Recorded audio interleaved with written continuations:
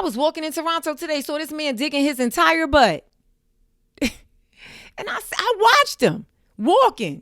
Didn't even look around to see if somebody else was around. There's a lot of people around, but he ain't even not that I'm digging in my butt in the street, but I'd at least like check. Like, I don't know. I'd say I'm reasonable. Okay, that's completely unreasonable. I'm reasonable. I'm unreasonable. You have no idea just how reasonable I have been. Reasonable synonyms are sensible, rational, practical, fair, appropriate.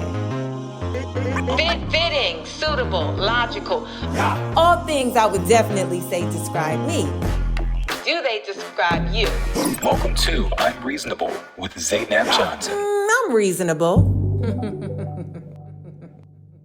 Hey, everybody. Hey, welcome to another episode of I'm Reasonable with Zainab Johnson. I am Zainab Johnson on a scale from the Fresh Prince of Bel-Air to Big Willie. How reasonable have you guys been this week? Huh? Clearly, I am not at home. I'm not in my office because you don't see the pictures of me in the back. I am currently in Toronto, Canada. I'm currently in Toronto, Canada, at a hotel. I am at a hotel, but that ain't got nothing to do with nothing. Did y'all listen to Will Smith's new album, Based on a True Story? That is the title. Based on a True Story. I did.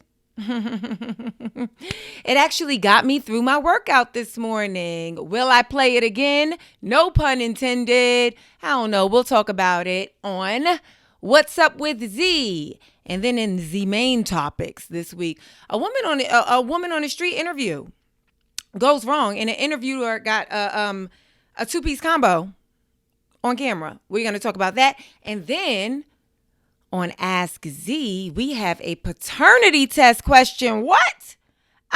Somebody cue Maury Povich. Is he still alive? I don't know. And the lie detector test determined.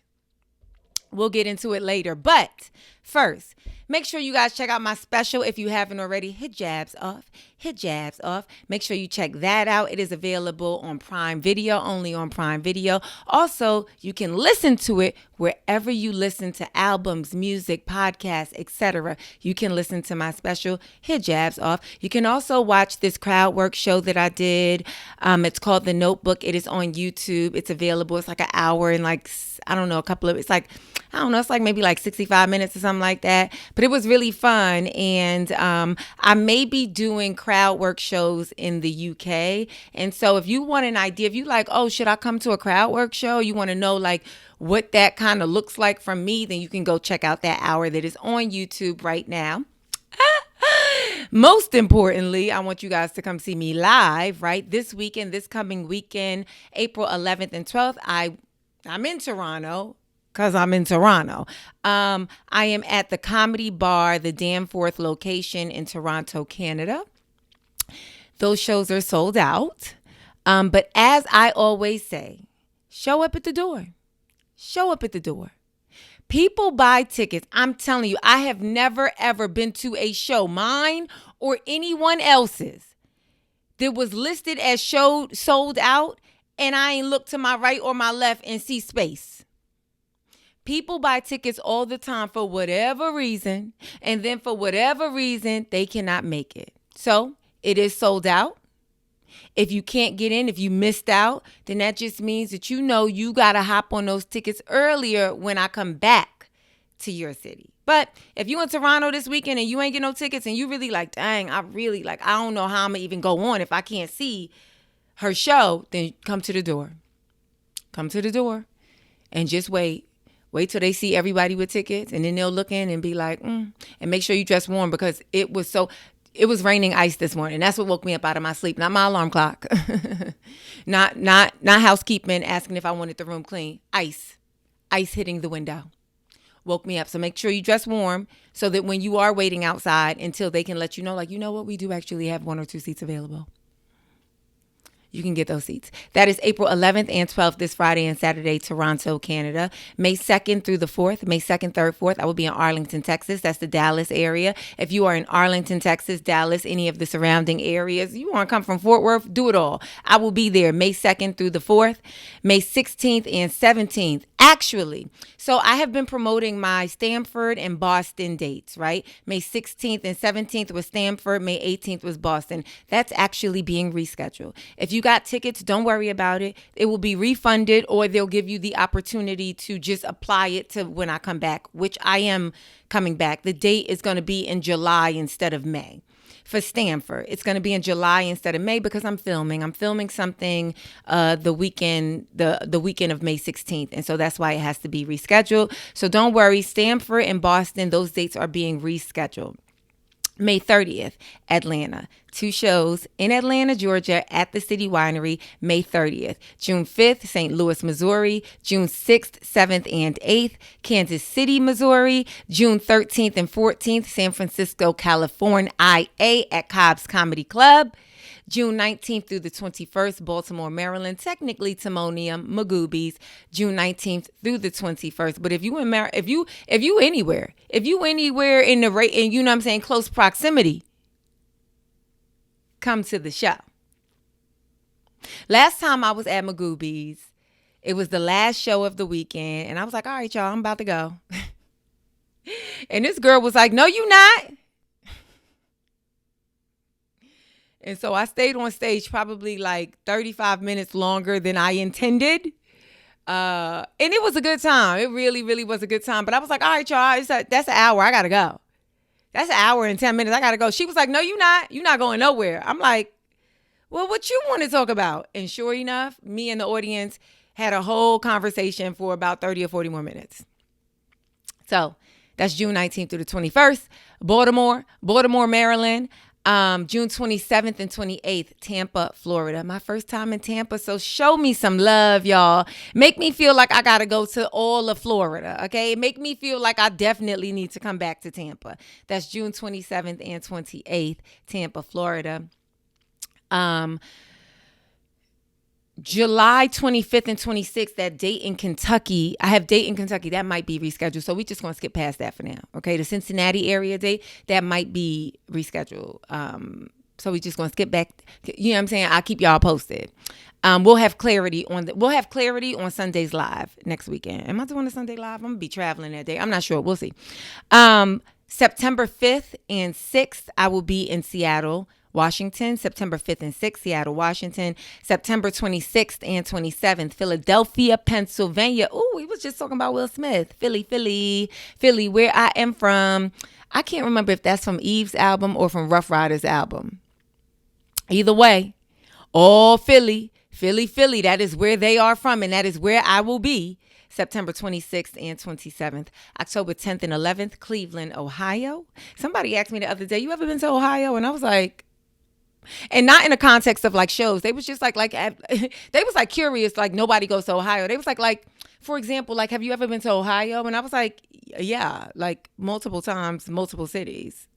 And they was like, oh yeah, I guess that's right. Cleveland, the land of the Cleve. I will be there October 10th and 11th. Then October 17th, 18th, and 19th, I will be in West Nyack, New York.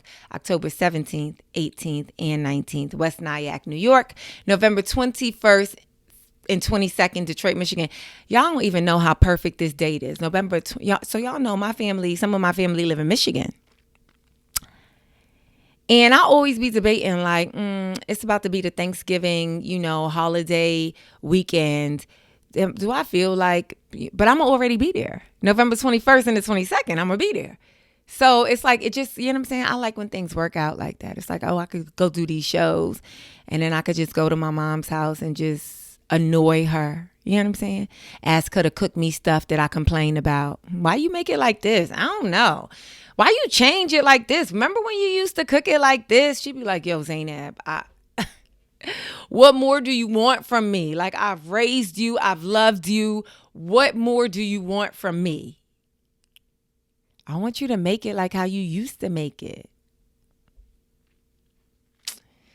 It's hard, y'all, because when you grew up with a mother, when you grew up with a umi that was baking bread,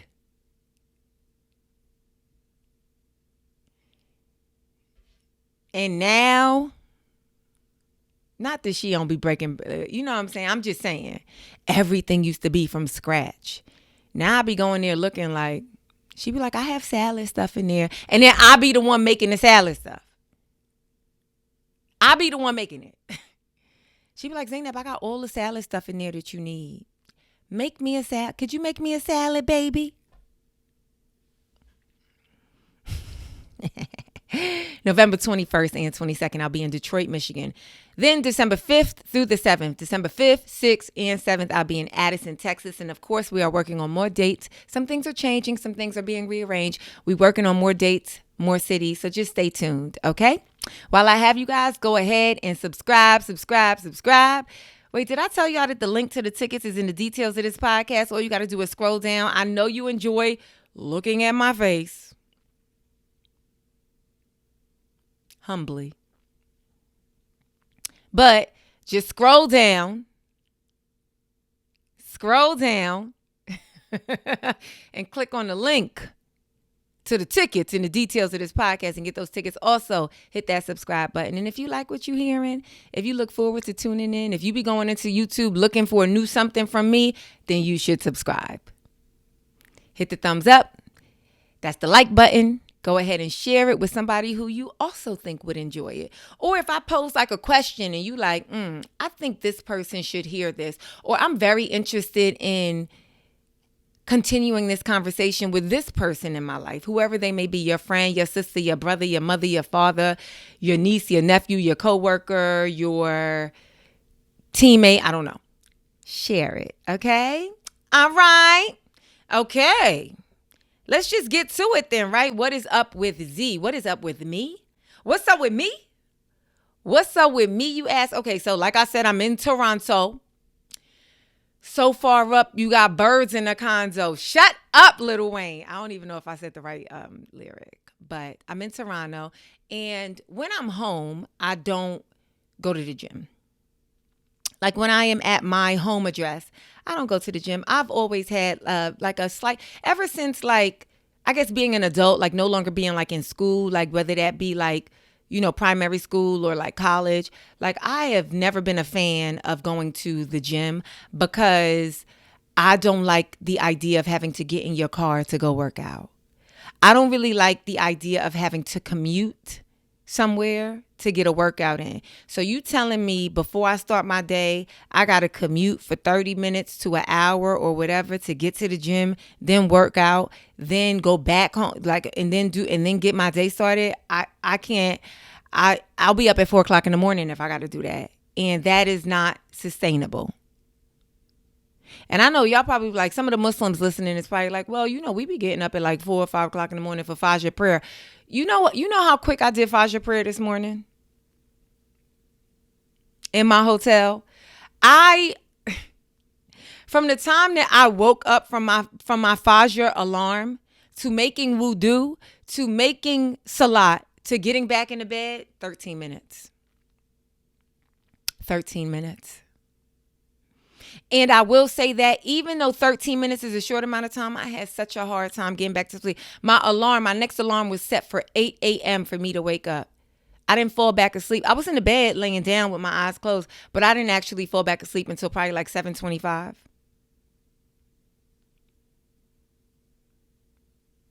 And I told myself, I said, oh, okay, I'm going to have to get adequate sleep. I'm going to have to go to sleep early because I'm waking up for Fajr prayer. I got to stay up. If I'm waking up for Fajr prayer, I got to start my day after the prayer. I have to start my day because I'm not going back to sleep.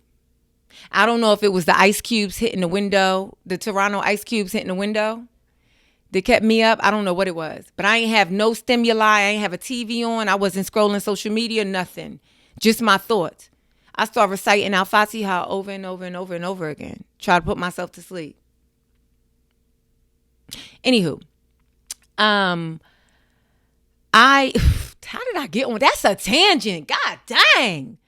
I feel like I need somebody. I just need somebody to come down, tap my shoulder like, hey, you veered way off script. You veered way, like you're lost.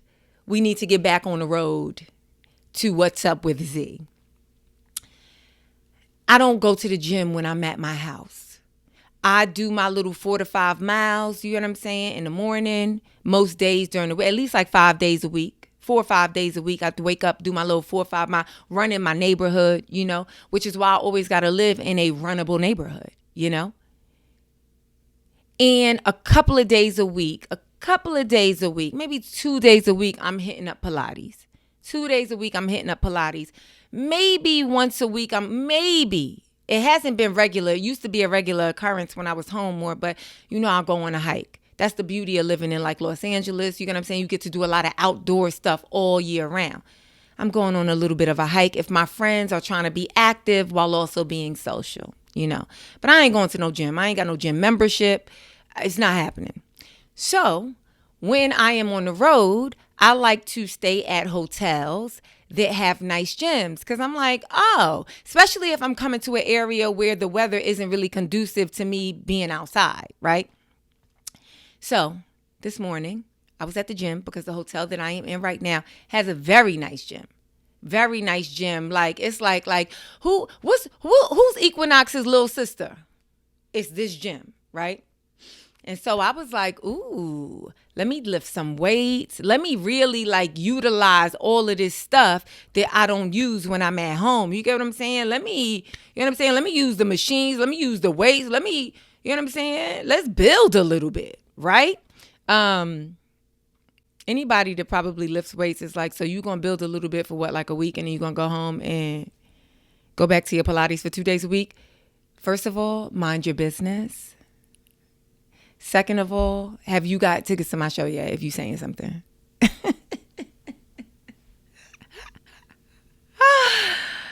Yes, I'm going to build a little bit, and then I'll go home and do what I do, and then I'll go back on the road, and I'll be at another hotel that has a decent enough gym that I could like build a little bit. You know what I'm saying?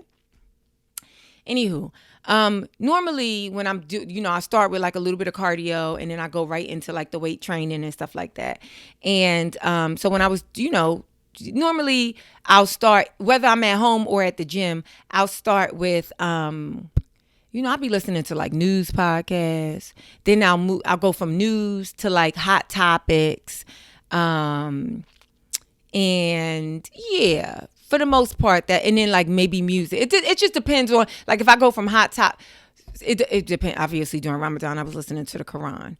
I got to get back to that. It's been a few days since I've been listening to surahs. Anyway, but typically I'm listening to like, like whatever the headlines are for the day in the news. And then I'm either choosing between like, I don't know, like a Kiki podcast, or like music. And today, when I was listening to like headlines and stuff like that, I heard a snippet of Will Smith's interview on,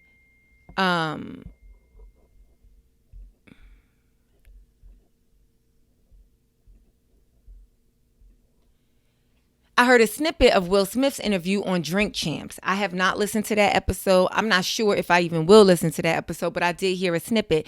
And hearing that snippet made me say, oh yeah, that's right. Will Smith does have new music out. Let me check it out. And I just want you guys to know, this isn't really Will Smith specific, but most artists that I'm familiar with in some way, shape, or form, if they have a new project out, I at least listen to the project all the way through, or as much as I can tolerate, at least once. At least once, because it's like, well, I'd like to have my own opinion. Anywho, I listened to it. It's like 14 tracks. It's called Based on a True Story. Makes sense, right? And it basically, I don't know. It's a little bit hard because I'm not really a fan of Will Smith musically, but not because like, oh, I listen to his stuff, I'm so familiar and I just don't like it. I'm not really familiar with Will Smith like that musically. I am familiar with Will Smith, the actor. I had to actually look up if that song, Summer, Summer, Summertime, I had to look up and see if that, Like, I had to Google and see if that song came out before or after The Fresh Prince of Bel-Air, because my introduction to Will Smith was The Fresh Prince of Bel-Air.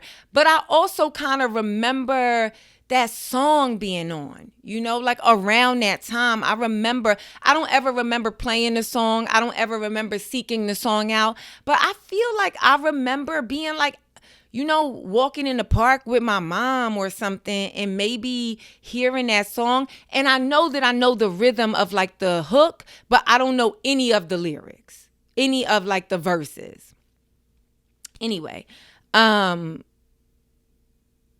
then like aside from that, I only know like getting jiggy with it.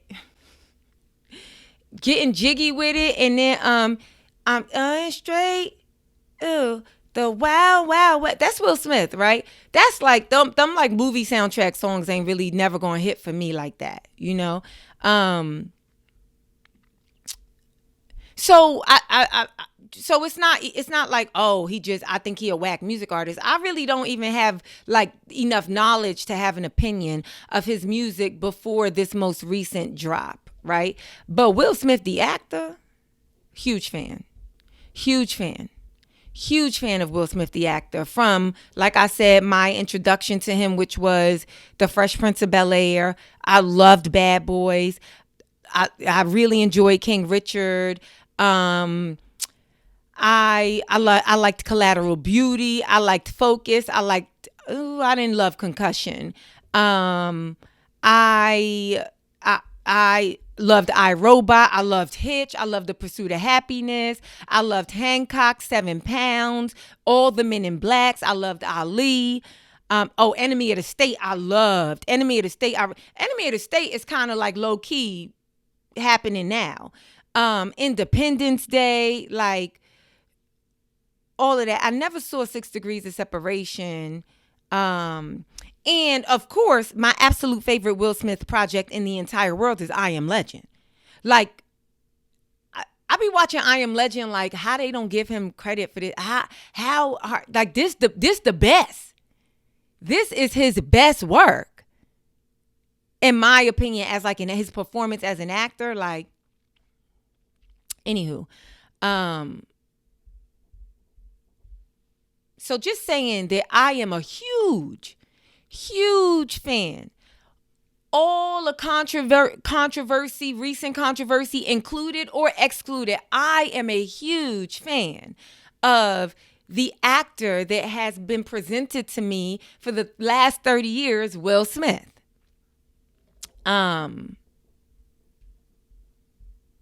I listened to his music, and I'll be very honest with you guys. It wasn't bad. I don't know if I'd ever listen again, because it didn't. One quote impressed upon, one song, not even song, but the actual what he was saying in it impressed upon me, so much so that I paused the workout to write it down, and I'll share it with you guys in a moment. But it sounded like he mixed, like he sounded very gospel-y, which makes sense because he goes back to this like reverend character a bunch, in like the interludes of the thing. I think they still call them interludes. I don't know. But it's like when I listened to it, it got me through the workout. I didn't mind it at all. I didn't hear anything that made me want to throw it out. I didn't hear anything that made me feel like, come on, Will, oh my God, you trying too hard,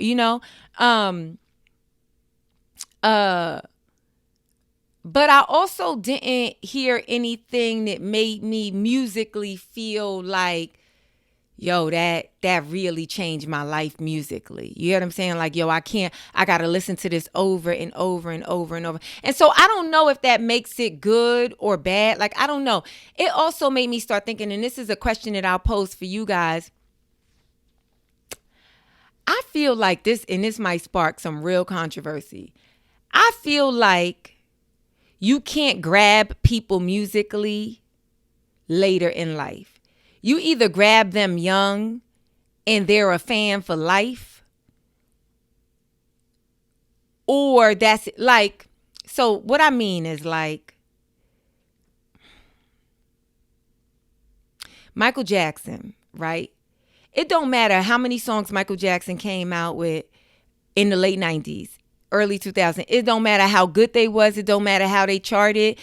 If Michael Jackson was alive and I was going to see a Michael Jackson concert, it don't matter what song he come out with. It's not going to hit like Thriller. It's not going to hit like Remember the Time. It's not going to hit like Dirty Diana. It don't matter. She's out of my life. Sure, that's cool. That's cool. That's great. I went to, some years ago, me and my friend got free tickets to see Diana Ross. And she basically did, or she changed into a different gown about 30 times. And she basically did like a bunch of new songs. And I don't remember not one of them songs. Only thing I remember from that show, because I guess the only Diana Ross music I know is like not Temptation, Supreme stuff. So like if she ain't singing Baby Love, not saying that the music ain't really, it's just like Tina Turner, right? The first time I heard what's Love Got to Do with it? Was when I was like 4 years old. Like, I don't know. Very young. Very young. I don't know a Tina Turner song after that. And Tina Turner has put out music. And if I ever was able to go to a Tina Turner concert and she didn't do What's Love Got to Do with It, I would feel gypped. I would feel dissatisfied probably at the concert. I went and saw Chris Brown some years ago with my younger sister. I really wanted to go, but my little sister was like 18 at the time or something, and I just felt like I should probably go with somebody a little bit younger. I should probably not be, 30 at this Chris Brown show. So let me bring my little sister with me just in case, and it's like one of his new album or something like that. Not this most recent one, but the album had just come out. And I ain't know none of them songs. And Chris Brown is such a good performer that it's like, I still enjoyed the show. I can't remember not one of them songs. But the whole time I was wishing that he sang, yeah, if he ain't, let me know. And run it, and run it. Because when I first heard that song, that impressed you know what I'm saying? That imprinted on me. So like, I don't even know if you could come out with like an album. So like, I hear a lot of people, they like, oh, Busta Rhymes came out with an album like last year or something like that. And they was like, yo, these grown men albums, like all the people that's like 40 and up, they like, yeah, this is the music for us. And I'm like, yeah, but I'm not going to a Busta Rhymes show if he not saying, put your hands where my eyes can see.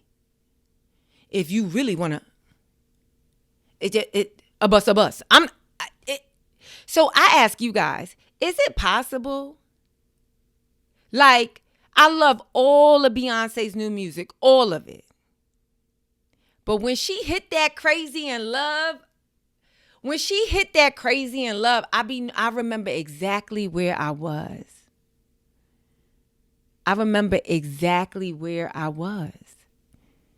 The first time I heard Crazy in Love.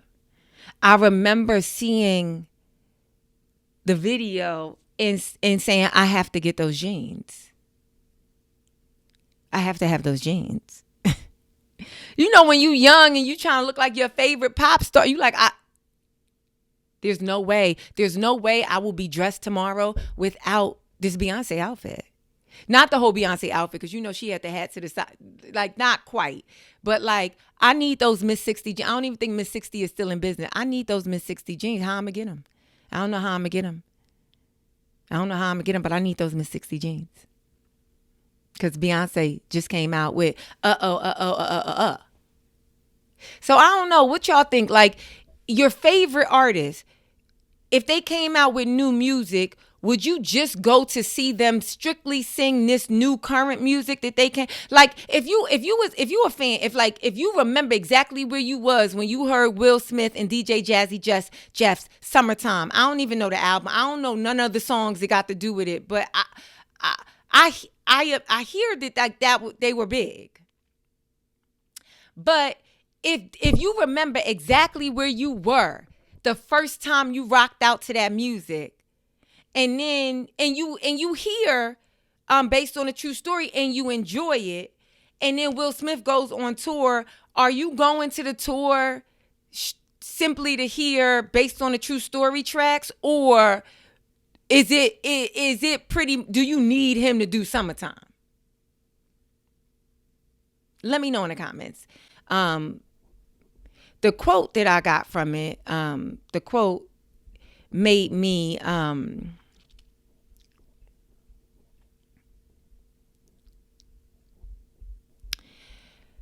that made me pause my workout and write it down. The reason why I did it is because it made me think about this podcast. It made me think about like my own life goals. It made me think about a comment that was left on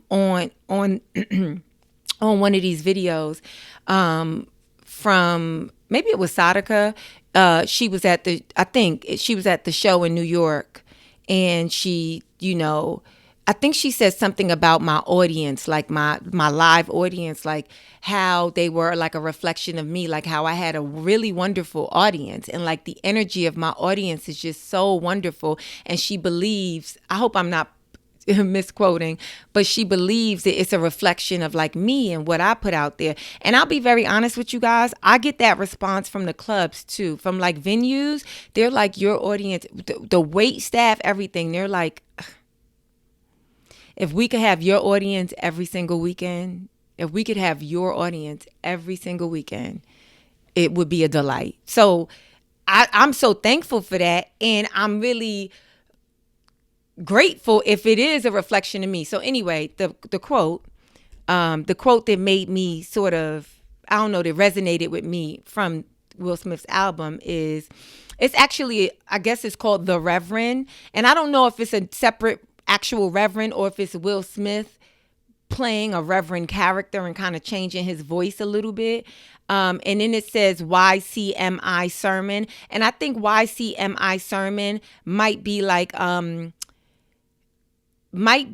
a song he did with, it might be a song, apparently he did a song called You Can Make It with an artist named Friday, I believe, and Sunday Service, the Sunday Service Choir, which is Sunday Service, I believe that is Kanye West's choir, I believe.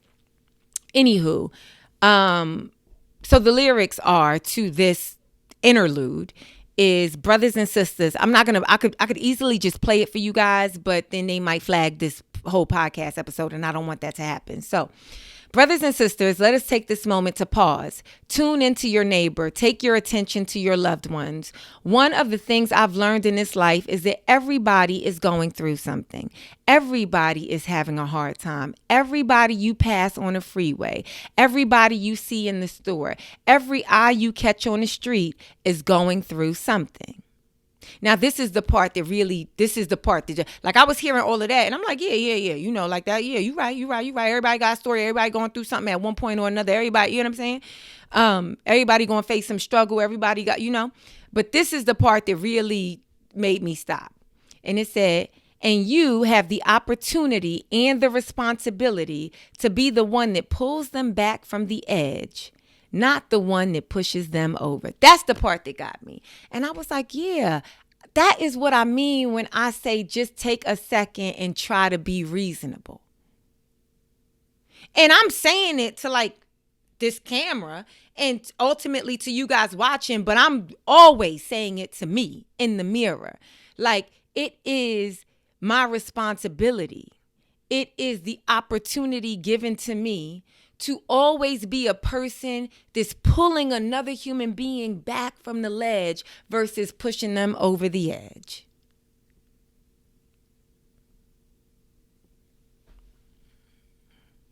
That's it. That's what's up with Z, courtesy of Big Willie.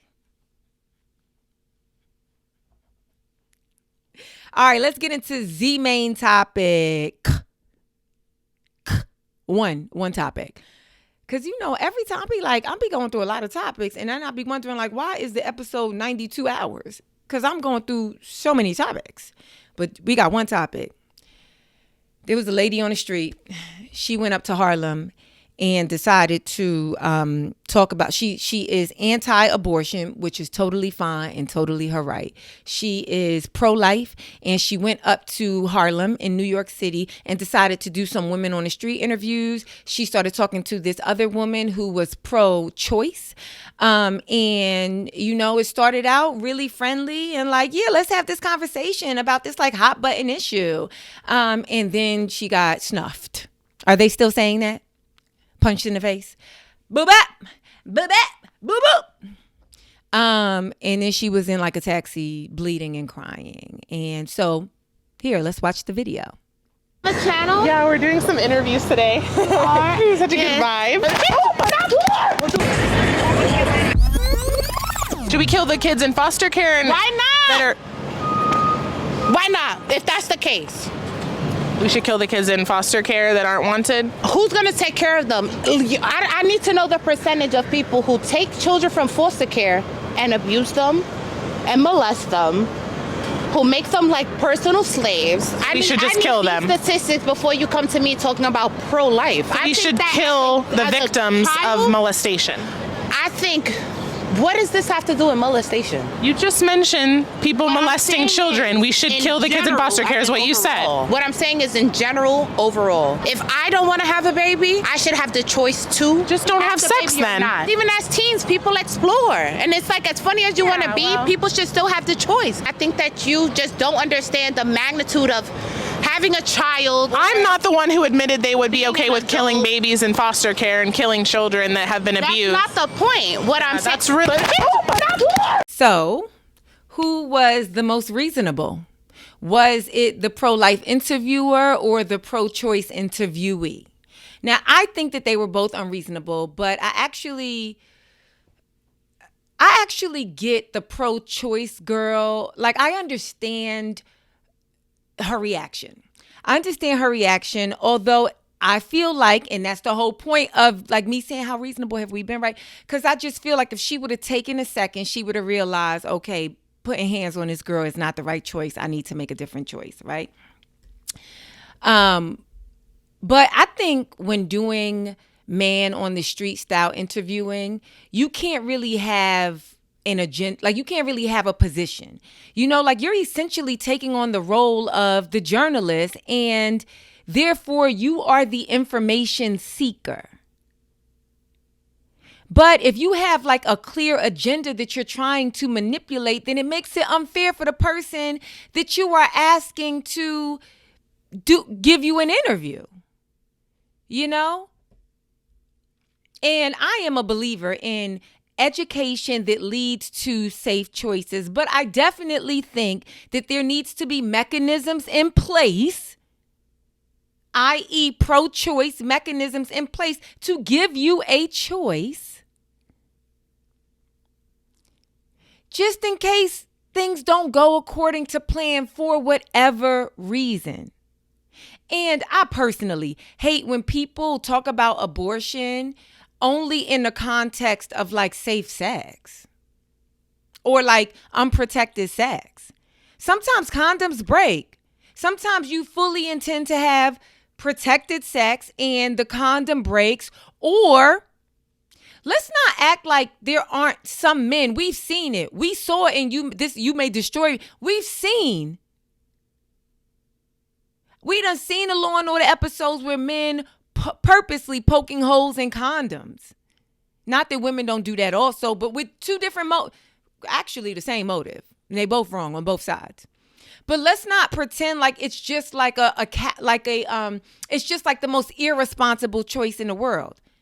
Abortion isn't the result of just unprotected sex. Sometimes it's the result of I don't know, things just going wrong, whether you know it or not, whether it's intentional or not.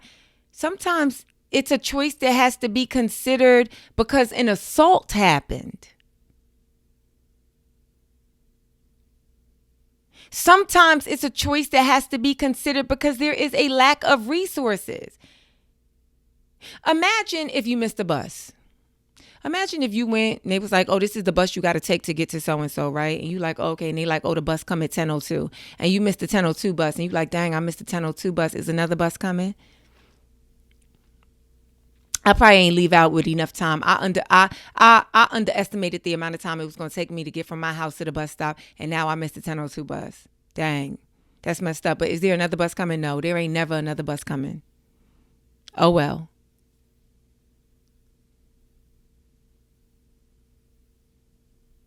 We are not so absolute about most things in life. So why are we absolute when it comes to the things that are the most consequential? That's what I don't understand. I will admit that the interviewee, I really do wish that she was, I don't want to say more articulate because I don't think it was about that. I think it was just about her really sort of like relaying her point or relaying her information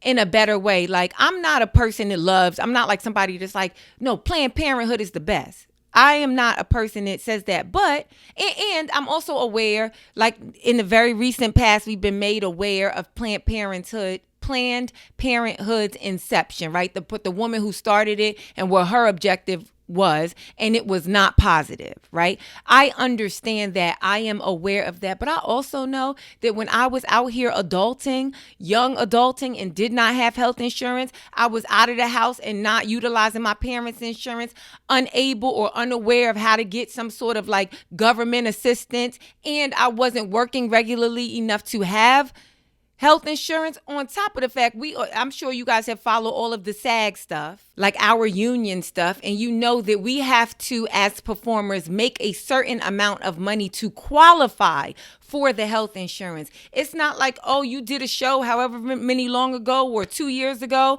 and you ain't done a show since. Yeah, then you don't qualify for insurance this year. So that could send you back to needing some other program or some other assistance. And I just know when I didn't have anything, the place that I went to have my yearly exam, my yearly pap smear, to make sure that the things in the things surrounded, my reproductive stuff was, at the very least, there was nothing alarming happening, that things were on a healthy track. I was going to Planned Parenthood every year. So I just wish that the interviewee, when asked initially about Planned Parenthood, that it wasn't just about like, yeah, because people got to get abortion. It's like they offer so many other services. They offer condoms. They offer birth control. Which is right in line with your pro-life argument. If I have the education, if I have the condoms, if I have birth control, then these are all things that prevent my need or a woman's need for an actual abortion. So I do wish that she would have like widened the scope, but I think that, who knows? Who knows how often she talks on camera? Who knows how often she talks about this? Who knows how often she's engaged in conversations like this, debates like this, amongst her peers? Who knows? She just like, we don't have any of her background really to like judge this moment, except it is wrong for you to put your hands on somebody. They ain't put their hands on you, your family. There's no reason for you to put your hands on them. They ain't put their hands on you. They ain't steal from you. They ain't nothing. They just kind of ain't really being respectful in the conversation. Then, do you get what I'm saying? It's hard. It is hard, but the most reasonable thing to do is get up out of there so that you don't have to put your hands on somebody, Now, where I believe the interviewer went wrong is,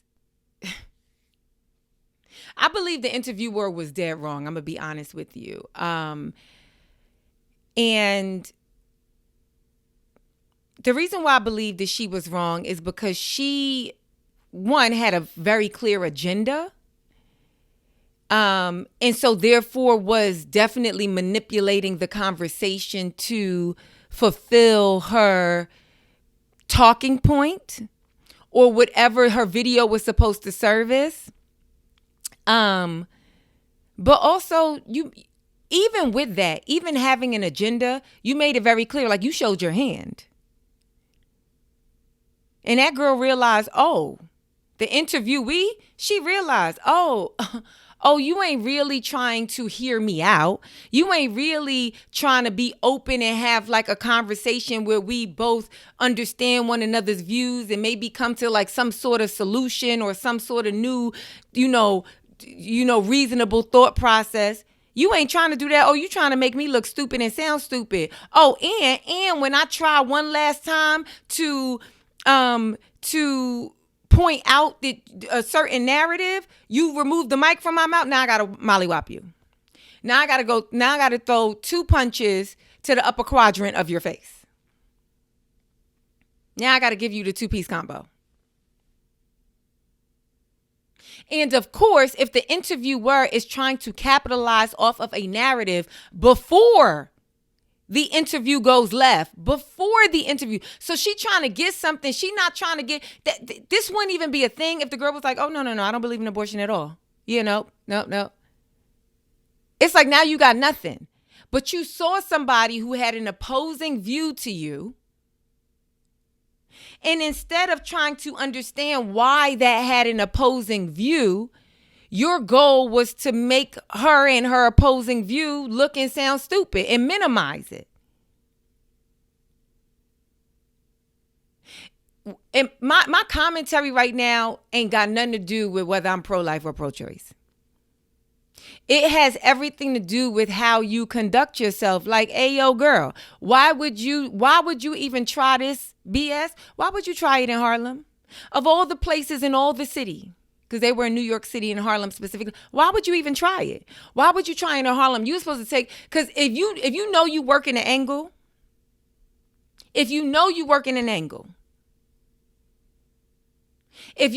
trying to get something that is viral worthy, newsworthy, clip worthy, that villainizes a pro-choicer,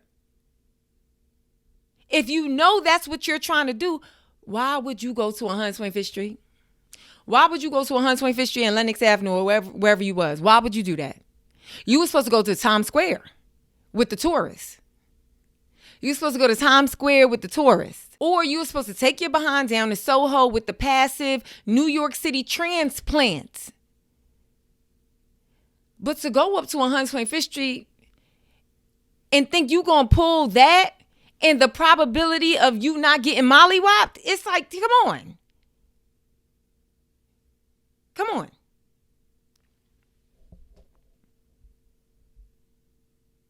I feel bad. I feel bad for the girl the interviewee, because she got arrested. Clearly, you punched somebody on camera.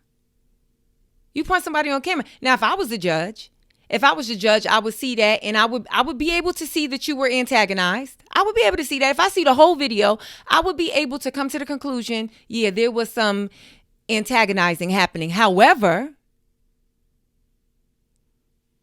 you still on camera assaulting someone.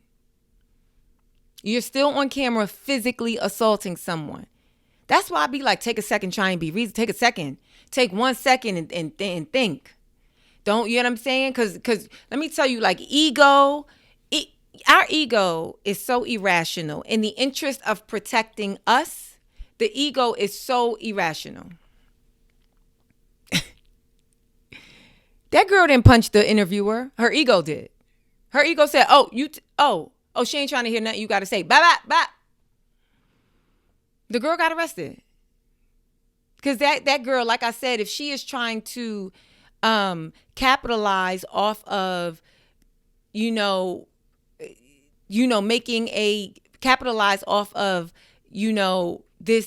hot button topic, if she's already trying to do that before it goes left, then if she got you hitting her on camera, if you think she is not going to run that into the ground, she gonna run it into the ground. And what sucks about it is it ain't even about like, oh, I was antagonizing and she made a poor choice. They also going to paint the narrative, which I will read to you, that this was a dispute about pro-choice and it's not. Yeah, that's what they were talking about, but the disrespect was in the unspoken stuff. Oh, I realized you actually not trying to hear me out at all. I actually realized that you weren't pure in your intentions when you first put that camera in my face. But you know what? Let me try to clean this up. Let me try to clarify what I'm saying. Oh, and you gonna take the mic away from my mouth so you've completely muted me? Now I gotta punch you in your face. And I'm going to be very honest with you. That girl, sorry if you look like her, had a very punchable face. Her whole look.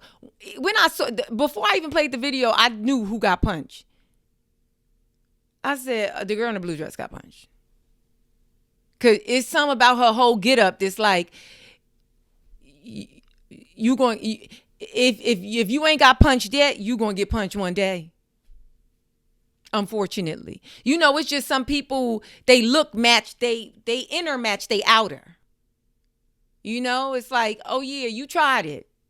I could tell by your aesthetic that you tried it on the outside and the inside. You gonna get punched. I don't know when, but we found out when, a couple of days ago. I'm not saying that that's okay.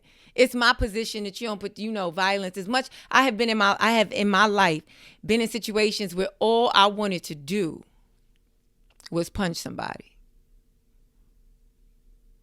As they spewing what they spewing in my mind, I be just saying, you cannot punch them. I know how bad you just want to punch them in their mouth, but you can't. What I say last week, what do you have to lose?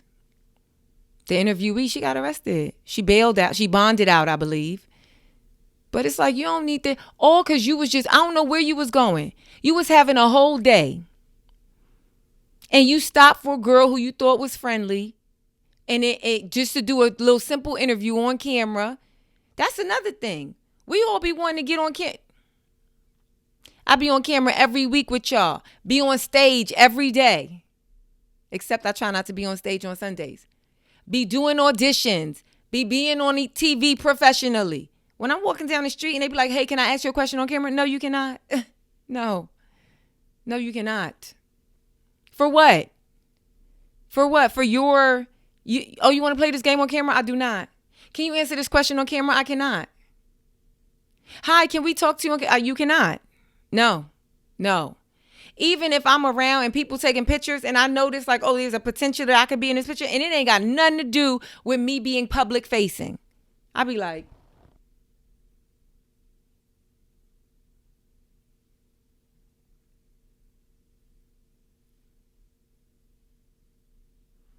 you don't get that camera out my face. And because I am like that, it actually stopped me years ago. I used to be just like everybody else, trying so hard to get everything. Everybody want content. Everybody want to go viral. Everybody want people to like them because of what they post online. And I would see things. I'd have thoughts about things in the street. I see people looking funny, dressing funny, walking funny. I was walking in Toronto today, saw this man digging his entire butt. And I watched him walking. Didn't even look around to see if somebody else was around. There's a lot of people around, but he ain't even check. Not that I'm digging in my butt in the street, but I'd at least check. He ain't looking around. He ain't have a care in the world, just digging in his butt. Whatever he had to get out, whether it was a wedgie or he was itching, I don't know. But years ago, I would have probably tried to record it or something. And then I was like, you never want to be recorded without your knowledge. You never want to be on some stranger's camera, on some stranger's profile, on some shit. So why would you do that to somebody else? And I have to resist because sometimes I see stuff that somebody else might think is regular. But I know how I can make it a meme. I know what funny thing to apply to it to make it comedy. And I have to resist it. So it's like, I'm just thinking about the interviewee. It's like, yeah, the interviewer, she knew exactly what she was doing.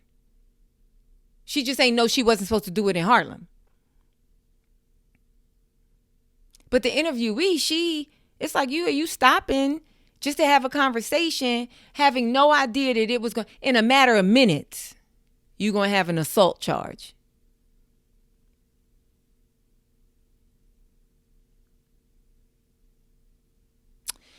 Let me read y'all how they frame, when she posted it, how they framed it. I guess this girl works with Live Action Org. Breaking news, pro-life journalist. Didn't I say they was going to lead with that? Pro-life journalist. And then I said on doing man on the street style interviews, you basically acting as a journalist. She is a journalist. So the fact that you... Pro-life journalist Savannah Craven is her name. Savannah Craven was violently attacked by a pro-abortion. You see how every single time when I talked about it, I said pro-choice. I didn't say pro-abortion. So even in reporting this, they have an agenda. They are painting a very clear narrative. There's a victim, there's a villain, and the victim is associated with pro-life and the villain is associated with not just pro-choice, but pro-abortion. Killing children. It's like we listened to the whole thing. She conflated the whole thing. And the girl, she wasn't even really, adept to be able to be like, whoa. Now you conflating stuff. You making it sound like I'm saying it live, like a 7-year-old foster child should be killed. But I'm saying if there's going to be no resource, that's what, it was very clear. The girl, she's like, I'm saying that if there's no resources, if there's a need, why should I have a child? Why should anybody have a child? If once they bring the child into the world and they need resources and there's no resources for that child, why not spare everybody the trouble and terminate that pregnancy before it's even a child? Right now, I know you could argue, depending on how you feel, you could argue that the moment of conception is a child, whatever. We ain't about to go into that. But, Savannah Craven here was like, you the one that said it's okay to kill foster kids and molest foster kids. Come on, you know what you're doing and you know what you're saying. If I just hear that alone, I'm like, wait, that sounds crazy. Who said it's okay to kill foster kids?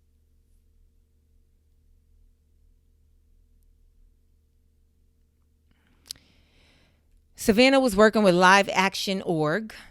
And I'm sure if we go and look up what Live Action Org is, they got probably a bunch of this. Probably a bunch of one-sided, manipulative, like narratives to push. Conducting man on the street interviews, asking passerbys, do you know what Planned Parenthood does? While initially friendly, the woman being interviewed became violent after discovering Savannah was pro-life and began punching her in the face. That's not even an accurate. While initially friendly, the woman being interviewed became violent after discovering Savannah was pro-life and began punching her in her face. We just saw the video. That is an inaccurate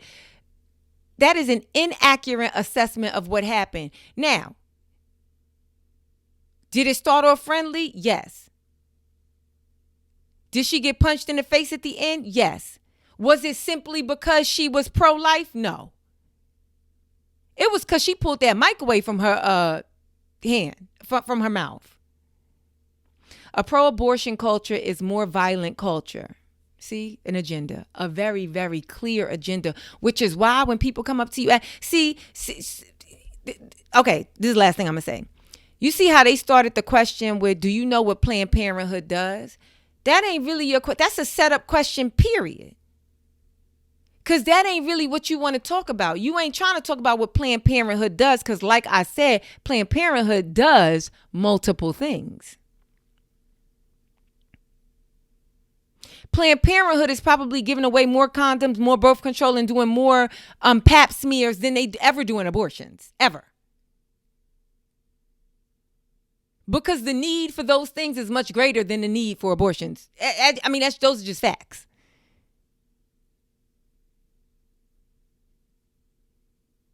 But really, your question, what you really want to say is pro-abortion culture more violent culture? Is that contributing to violent? That's what you really want to say. So why even bait a person? Why we ain't seeing, if you was talking to all these other passerbyers and you talk to them about Planned Parenthood, why we ain't seeing all the rest of those videos, all of the videos where you didn't get punched? Because this is the one that most fit the narrative you was trying to push anyway. And it's unfortunate that the interviewee, that she fell for it, unfortunately. That she, you know what I'm saying? It sucks. I hope she starts listening to I'm Reasonable with Zainab Johnson. Then at the end of it say pray for Savannah and the end to culture of violence and death. I don't even follow Live Action or Savannah, but I'm gonna go ahead and block both of them just to make sure that I stay clear of their nonsense. Let me know what y'all think in the comments. All right, before I get out of here, Ask Z. Let's see, what's our Ask Z? Our Ask Z. Let's see, what name do I want to give you? Pablo. I don't know why I said Pablo. That is so off. Why did I say Pablo? Pablo says, hi, my most reasonable lady. Hey, Pablo. Hi, my most reasonable lady. Forgive me if confusing my English is not as strong. Okay. Forgive if confusing, my English is not as strong. My very best friend has a son that he loves. We all love. Okay, everybody love a son. The son does not resemble my friend or his wife, and we laugh about it. Okay. A short while ago, I got a message from a neighborhood guy that revealed he is the true father.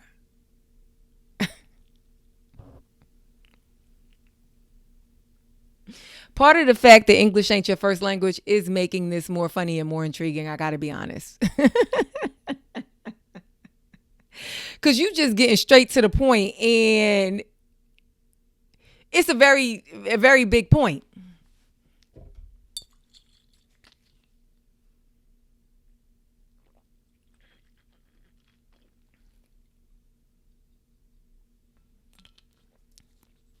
Did I have to drink my green juice on camera, y'all? Did I have to do that? Ooh, that is so delicious. I bought a couple of bottles today, and I bought some grapefruit juice, and I think tomorrow I'm going to try like the watermelon mint. Can't wait. I got food waiting for me, so I cannot wait to eat. Okay, sorry. Back to the Ask Z. Okay, so I got a message from a neighborhood guy that revealed he is the true father. Should I make my friend aware of the message? I await your answer and will watch every video until I can see your comedy in real life. Pablo, where you at? Where you at, Pablo? And I named you Pablo, and according to the email address that I'm looking at, you are not in any Spanish-speaking country. So, why I said Pablo? Anywho, okay, so you got a friend, and him and his wife have a son. I wish you would have told me how old the son was. And he does not resemble the parents. Cause it's like, I guess you're saying like, if he doesn't resemble your friend, but he resembled the mom, it's like, oh, she got the strong genes, right? But if he doesn't resemble both of them, you're saying that it's plausible that he could resemble somebody else, and therefore one of the parents isn't his biological parent. And if the mom if the mom carried, right, and didn't have any sort of in vitro, whatever, then she got pregnant naturally, then she's the mom. And so possibly there could be another father. And you're saying that you guys kind of laugh about it. Like, this is not a serious thing, but the fact that the son don't look like the parents is like, has been a joke amongst the circle of people, family and friends. And then you got this. I wonder why you, though. Damn, I wish you gave us a little bit more. Like, why would they send it to you? Why not send that message to the husband? Whatever. Okay, they didn't do that. They sent it to you. And should you tell the husband? That's a doozy. I'm going to be honest with you. And you ain't even got no proof. Like, no, don't tell a husband nothing. Did you follow up with the person who sent you the message? What about the first question? Do the son look like the person that sent you the message?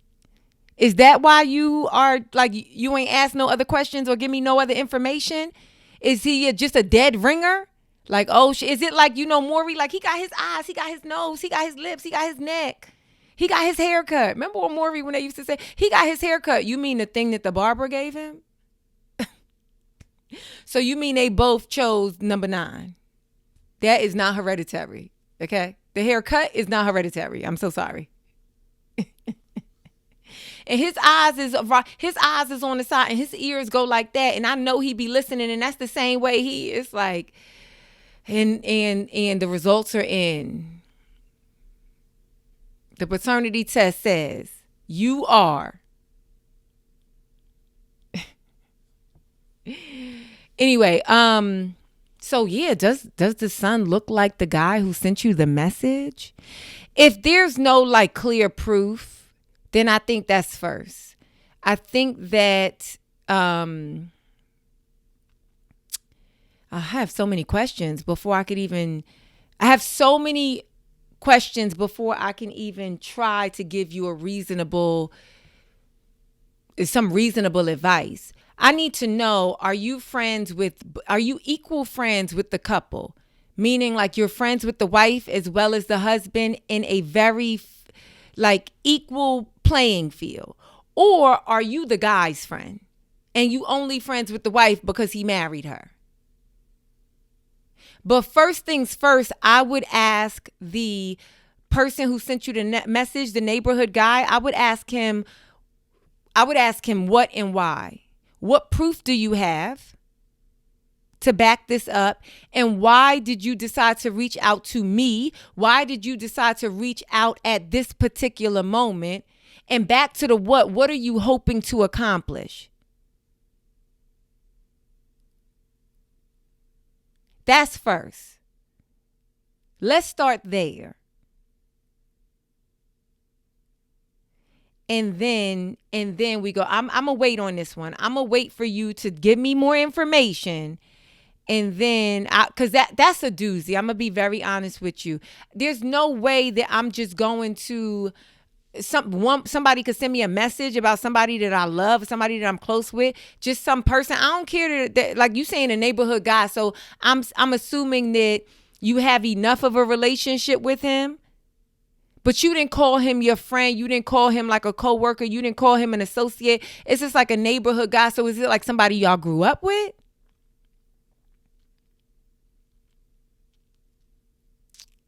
But there's no way somebody just going to send me one message with like life-changing possibilities in the negative. And I'm going to go to one of my closest friends and be like, look what somebody sent me. No. That to me seems like irresponsible, and it seems like it could open up a can of worms that you may not even want to be in the middle of. That's like a heavy burden on your shoulders. So you got a lot more recon to do before you even think about going to your friend.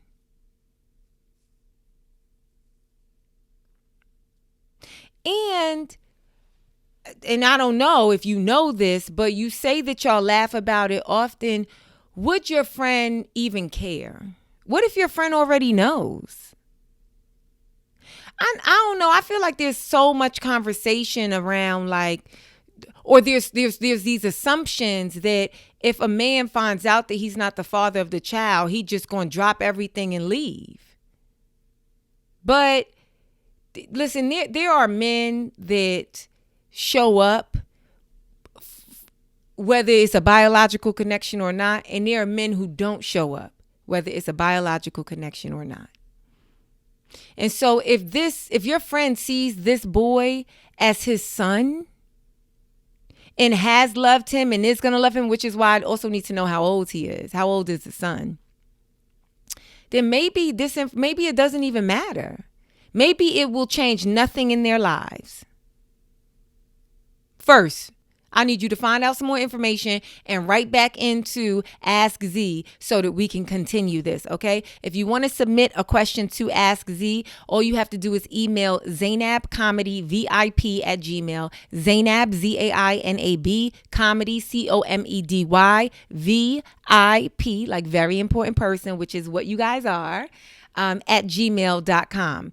Oh, I was about to say I'm gonna get out of here. One thing. So on the Sunday lives, right, we were talking about like, ooh, what's y'all name gonna be, right? Like my supporters, my community of support. You know, what are you guys going to call yourselves, right? Like Beyonce got the Beehive, Rihanna got the Navy, Nicki Minaj got the what do Nicki Minaj people call? Let me find out, because you know they the most ruthless. What do they call Nicki Minaj? And my computer's right here. I could Google it. But somebody made a suggestion. I don't think we've decided on anything yet, but this suggestion was made by Lady P, and she said, hey Zainab, what about calling your followers the Reasons, spelled capital REA, capital ZENS? After all, striving to be reasonable and zen is the reason behind your podcast. I don't know how y'all feel about that. Y'all want to be called the Reasons? The Reasons, but it's spelled, obviously, not like reason. You know what I'm saying? But it's spelled like that. And then I'll be like, where my reasons at? Or where my the more I say it, it kind of sounds like raisins. Where my reasons at? Or where my reasons at? And then we could shorten it again to Zens. But then that go back to whatever. Y'all figure it out. That's it for me today, you guys. Thank you so much for tuning in to another episode of I'm Reasonable with Zainab Johnson. I want to thank my reasons. I don't know, it kind of work in that context, right? I want to thank y'all, all my reasons. Okay, give me suggestions, and then I'll like do an outro with it or intro with it, and whatever sounds best, you know? Thank y'all so much for tuning in. This has been another episode of I'm Reasonable. Yeah, until I see y'all again, try your best to be reasonable. Bye.